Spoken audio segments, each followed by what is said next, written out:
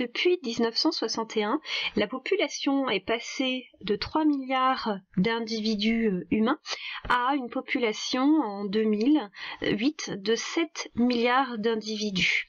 La surface de terre cultivée est passée, elle, dans le même laps de temps, de 1,4 milliard d'hectares, un hectare étant égal à 10 000 mètres carrés, à 1,5 milliard d'hectares. On a donc une augmentation de la surface de terre cultivée et pourtant une surface cultivée par habitant qui s'est divisée par 2, 0,43 hectares par habitant en 1961 et aujourd'hui seulement 0,26 hectares par habitant.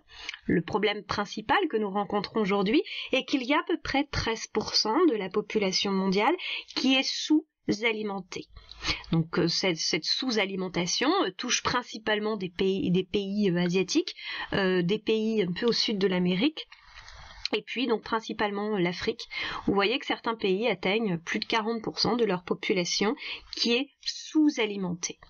Donc la population va continuer à augmenter et pourtant aujourd'hui nous sommes donc déjà dans une situation où la productivité agricole ne permet pas de nourrir toute la planète. Cette productivité agricole, justement, la voici. Alors aujourd'hui, que représente la surface cultivée sur notre planète? Notre planète représente environ 51 milliards d'hectares de surface. 13,6 milliards d'hectares sont émergés hors de l'eau, 4 milliards d'hectares sont des terres cultivables et seulement 1,6 milliard d'hectares sont des zones qui sont réellement cultivées.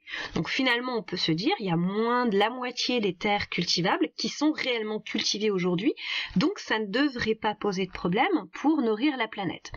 Le souci aujourd'hui, c'est qu'évidemment, la productivité agricole, c'est-à-dire en gros la production de biomasse par unité de surface, eh bien elle est inégalement répartie sur notre planète. Vous avez des zones où cette productivité est élevée, ces zones sont représentées principalement sur le continent européen, en Asie et également en Amérique, et puis vous avez des zones où la productivité est faible, c'est-à-dire qu'il pourrait potentiellement y avoir un rendement agricole plus efficace que le rendement agricole aujourd'hui, et le continent le plus concerné est le continent africain. Donc finalement, nourrir les 9,5 milliards d'habitants en 2050 passerait sans doute par augmenter la productivité en Afrique. Alors, retour sur ces quelques chiffres, 13,6 milliards d'hectares émergés hors de l'eau, 4 milliards d'hectares de terres cultivables et seulement 1,6 milliard d'hectares cultivés. Et déjà, cela signifie qu'il y a plus de 9 milliards d'hectares de terres qui ne sont pas cultivables.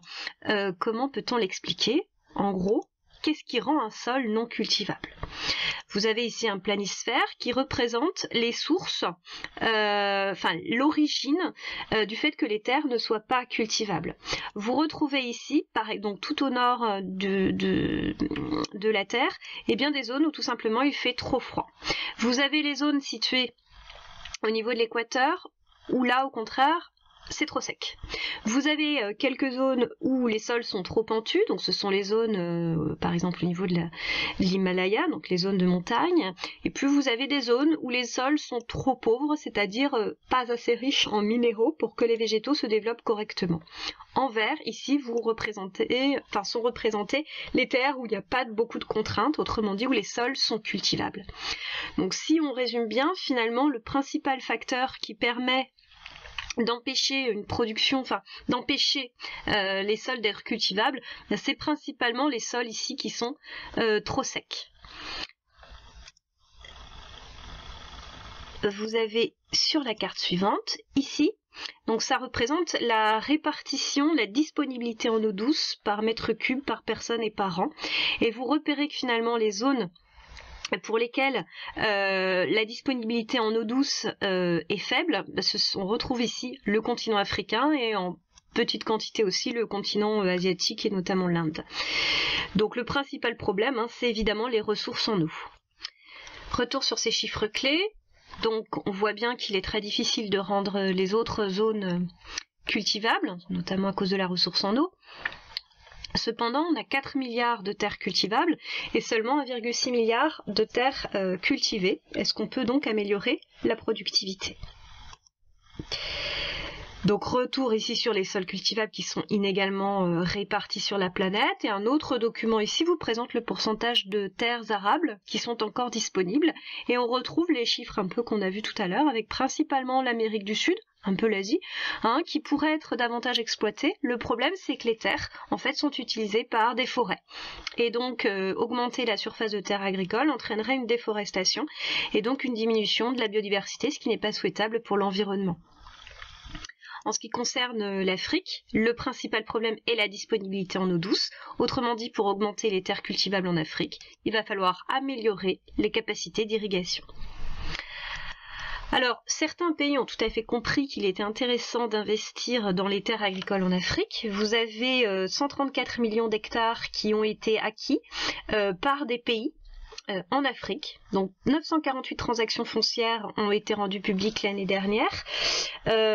Globalement, les acquéreurs de ces terres sont les pays asiatiques. Que font ces pays asiatiques en Afrique? Eh bien, ils vont investir dans des terres. Ils vont améliorer l'irrigation. Cela va leur permettre de produire notamment des biocarburants. Vous voyez que la majeure partie des acquisitions ont été pour investir dans les biocarburants. Vous avez une petite partie dans l'alimentaire et vous avez une petite partie dans la forêt.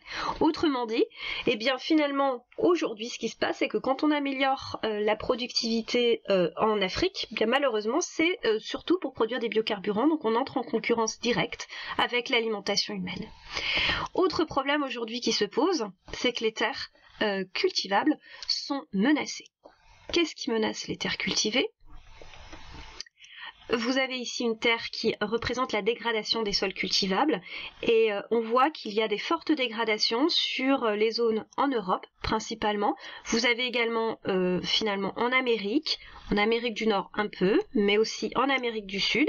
Et puis vous voyez globalement toutes les terres qui ont été bien cultivées, soit l'Asie, et puis même aujourd'hui finalement en Afrique, eh bien on a une forte dégradation des sols. Cela est dû au labour, ça a été vu dans une vidéo précédente, donc au labour, aux pesticides, etc.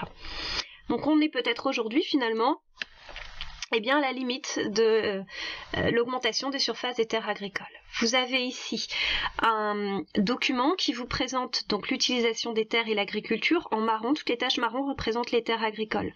Donc vous voyez que entre 1700 et 2000, on est passé à des zones agricoles beaucoup plus importantes. Ces zones agricoles vont certainement augmenter dans les années à venir jusqu'en 2050. Mais cependant, on se pose la question de savoir si cela suffira à nourrir la planète. D'autant plus que si l'on regarde ces quelques chiffres, il faut aujourd'hui 40 000 litres d'eau pour produire 1 kg de bœuf et apporter 1500 calories, alors qu'il faut 40 000 litres d'eau pour produire 3 kg de céréales qui apportent 9000 calories.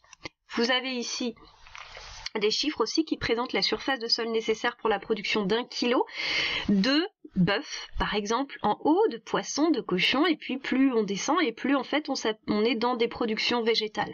Donc finalement, si les 9,5 milliards d'humains sur Terre en 2050 veulent manger à l'occidental, c'est-à-dire avec une proportion de viande et de protéines animales importante, il est fort probable que l'on ne pourra pas augmenter les terres cultivables et que donc la famine sévira toujours.